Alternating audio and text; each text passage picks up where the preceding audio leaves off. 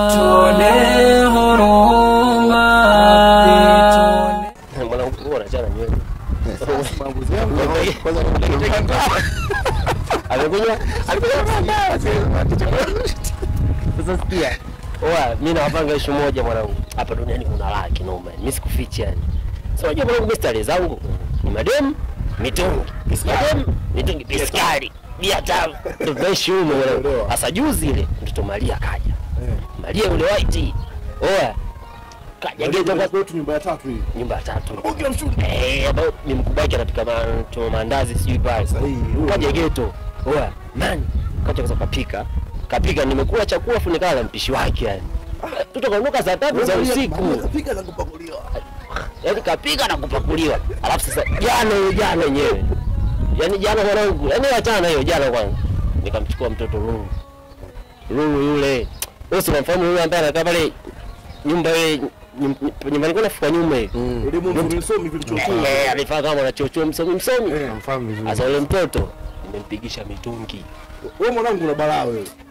Sipo. Mwezaji mtoto yule mchuchu wewe. Oe. Yule demu kwanza gia niloingilia sio unajua? Kwanza nilitinga kwanza hapo. Kapiga bia 3, nimetinga nikamfuata mtoto. Nikampa maneno pale. Mama si unajua mimi sijui nasema kwambia tulia, wewe si unachosha kwa mtu mkubwa. Nikampeleka pabu moja pale kati pale ile jifiche ile. Mtoto nikampa bia hii moja. Chali. Mzigo nikachukua. Nikamaliza. Bia moja tu. Chua njaa, shida miogo jeo. Chuo. Shida miogo tu. Sasa yule mtoto alipokuja sijui na njaa ngambia kunywa kwanza bia, nikampisha bia tukaendelea geto. Nikamaliza. Yaani mchezo ni huo yani. Yaani wewe mtu mbaya. sasa wengine wanajileta tu wenyewe yani. Wenyewe wanajileta wanasema sasa hivi. Wako kodi hizo naenda kukataa. Ndugu zangu, kwa sisi ndio hapo. Wasio ndio mlioto wa kuponda raha. Labda sometimes badilike mwa wajanja kama mimi.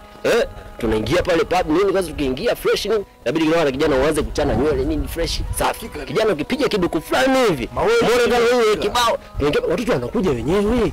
Watoto wanashoboka na pamba kali ukiwa Mnyamwezi anikaa mtoa kodi zangu kwanza unazopiga hizo. Umeona? Ndugu yangu sasa hivi hii swali ikate yani kufanya inaning'inia hapa hivi. Kodi fani kali watoto wanakuja. Mnyamwezi hapo nikinywa kidogo fulani kipiga bleach kama mkongo vile unapendeza. Jamaa pige wewe hapa. Bishire mbona mdaoni tu tutafila mboza ama kipolo. Ndugu zangu nini tena? Ndugu yangu naomba nikusie jambo moja.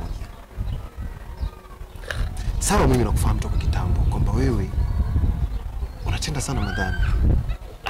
Huyu bwana huyu anazungumza ndio kuna mtu ambaye ateni dhambi. Tunaponda la maisha ni mafupi lakini shaka wangu naomba nimsikilize jamani. Naomba nimsikilize. Atibu unakujua. Atibu yule Mwanzege. Unamuonea hapana. Unamuonea gele. Sema tukupatie. Sio jambo la Domozege. Mimi sio Domozege. Na hapa karibuni tu natarajia kwenda kuoa. Unaona wake ambao tayari karibia nishapita hapa mtaani wapi? Hapa mtaani nishamaliza karibia wanawake wote. Utaoa yupi sasa? Shaka naomba na utakaye mleta vile vile anaweza kanani tu akaliwa kule kilo zake. Atibu sikiliza ndugu yangu. Wewe mdi bado. Wewe sawa na mimi. Wewe binti utakumuoa. Pengine wewe hii asubuhi kamkia guest ujue. Ndio hapo sasa. Afu sio kwa mkia guest kamkia na mimi huenda sasa. Naomba basi mnisikilize ndugu zangu. Natenda madhambi huku hatuwaoni.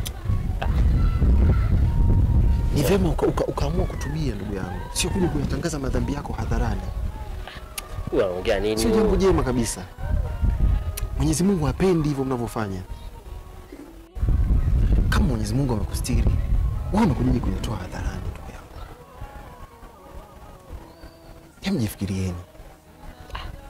Lakini si story tu tunapiga na share na washikaji sana nikamwambia nani? Sio story. Hivyo yani. Sema umeamua kuyanika madhambi yako hadharani.